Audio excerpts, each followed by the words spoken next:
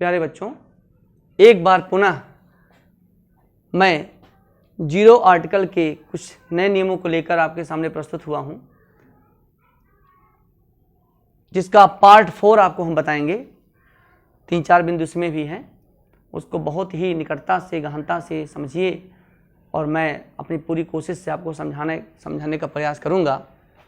जैसे देखिए, zero article का पार्ट 4, जीरो आर्टिकल का पार्ट 4 कि कहाँ कहाँ आर्टिकल नहीं लगता है, जिसमें जो इस पार्ट 4 का जो पहला बिंदु है उसमें यह है कि school, college, hospital, church, temple, mosque, जैसे स्कूल है, कॉलेज है, अस्पताल है, गिरजाघर है, मंदिर है, मस्जिद है, कि जब इसका प्राइमरी पर्पज अर्थात सामान्य अर्थ का बोध होता है, इसका जब इन सब का प्रयोग जब सामान्य अर्थ में होता है तो हम आर्टिकल द का प्रयोग नहीं करते हैं। सामान्य अर्थ में जब इसका प्रयोग होता है तो हम आर्टिकल द का प्रयोग नहीं करते हैं। जैसे I am going to school, I am going to school, मैं स्कूल जा रहा हूं, I am going to school. I am going to college, I am going to hospital, I am going to church. जब primary purpose सामान्य अर्थ का बोध कराने के लिए किया जाएगा, स्कूल, कॉलेज, हॉस्पिटल, चर्च शब्दों का प्रयोग, तो इसके पूर्व आर्टिकल का प्रयोग नहीं होगा। लेकिन एक स्थिति ऐसी आती है कि जब स्कूल, कॉलेज, हॉस्पिटल, चर्च जब विशेष अर्थ में होता है तो उसके पहले ए एन लगना शुरू हो जाता है, आर्टिकल लगना शुरू हो जाता है। जैसे देखिए, द गवर्नमेंट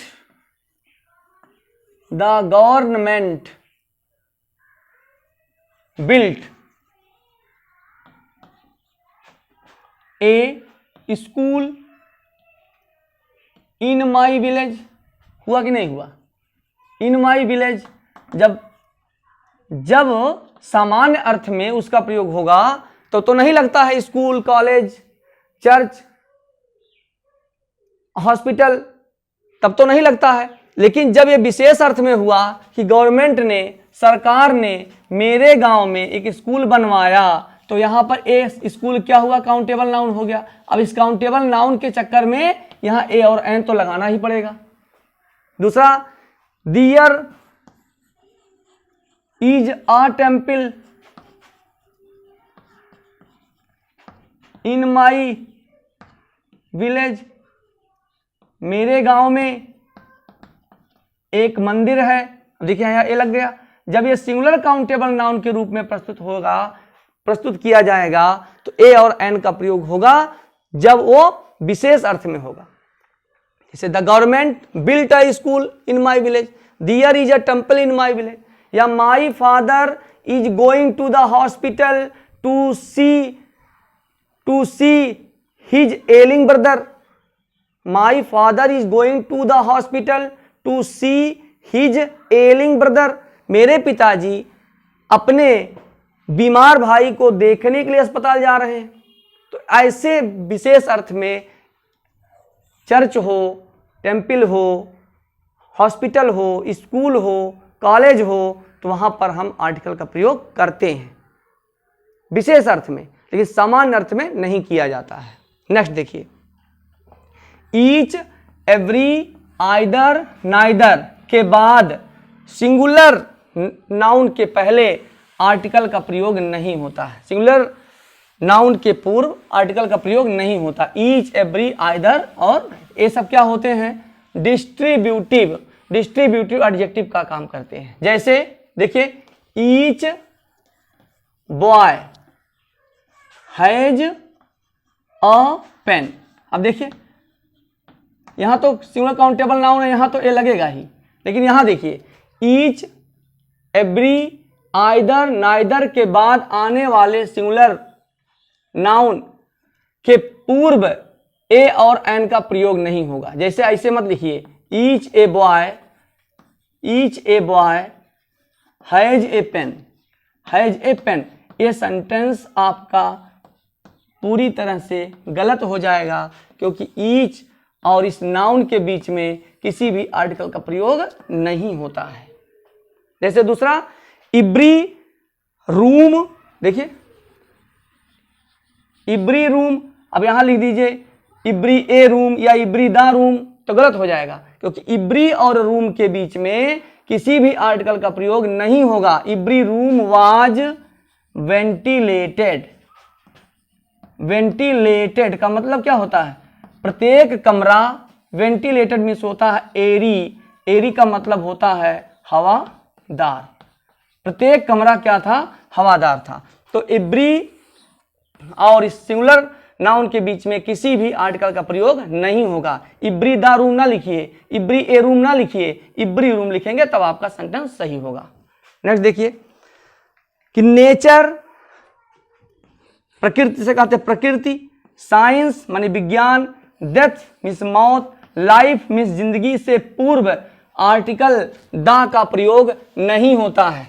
आर्टिकल का प्रयोग नहीं होता है, किसी भी आर्टिकल का प्रयोग नहीं होता है। कौन कौन सा? नेचर, साइंस, डेथ, लाइफ से पूर्व किसी भी आर्टिकल का प्रयोग नहीं होता है। जैसे नेचर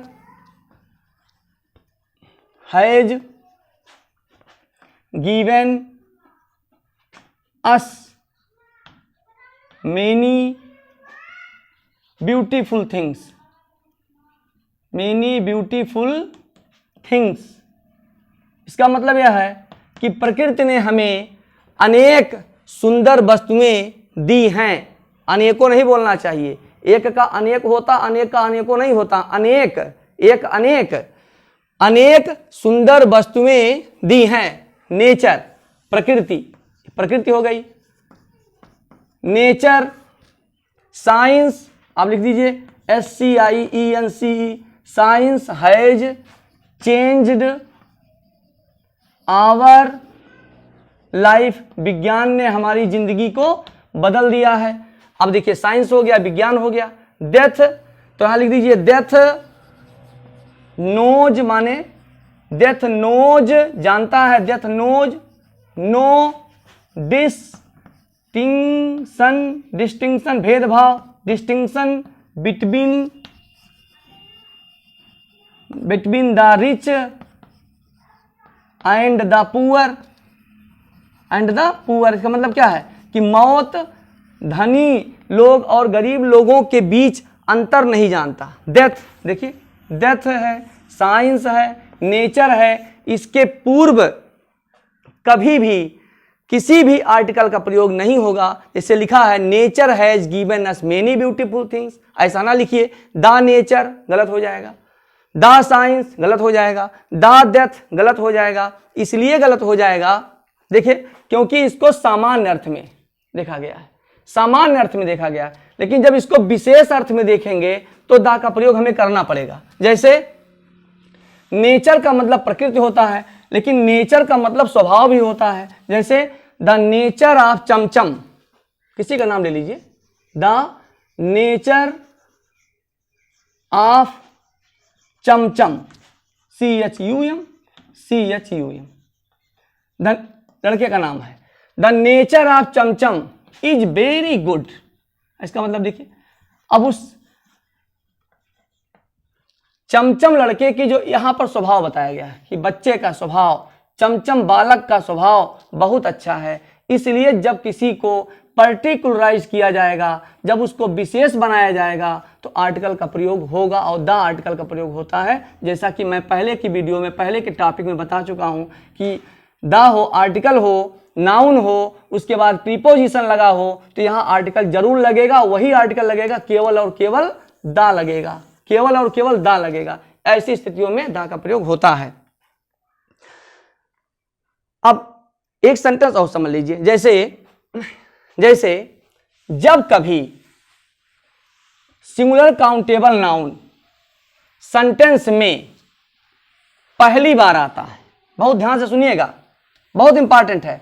जब कभी countable noun, singular countable noun sentence में पहली बार आता है, सेंटेंस में पहली बार आता है, और फिर वही countable noun, singular countable noun sentence में दूसरी बार भी आए, तो पहली बार में तो ए और एन लगता है और दूसरी बार में केवल और केवल डेफिनेट आर्टिकल द लगता है। ध्यान दीजिएगा, जैसे मैं एक सेंटेंस लिख रहा हूं समझाने के लिए, जैसे once upon a time there lived dash full stop. King was very kind full stop. One day, ध्यान से समझिएगा इसको, one day he saw dash old man full stop. Old man was very helpless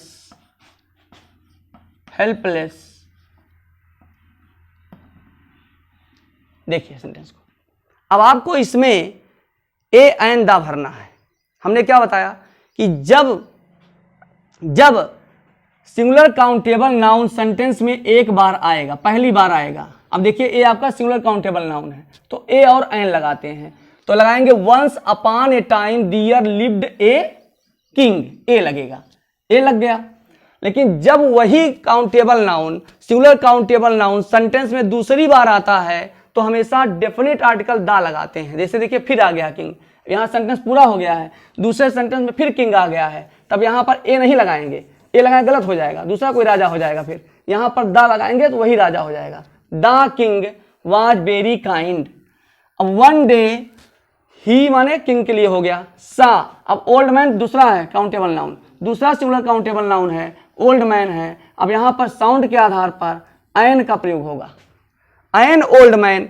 अब दूसरे, यहाँ sentence पूरा हो गया, अब यहाँ पर दूसरा ओल्ड मैन शुरू हुआ तो वही ओल्ड मैन है। चूंकि यही ओल्ड मैन है इसलिए जब एक बार से दूसरी बार आता है तो फिर हम क्या लगाते हैं, डेफिनेट आर्टिकल द लगाते हैं।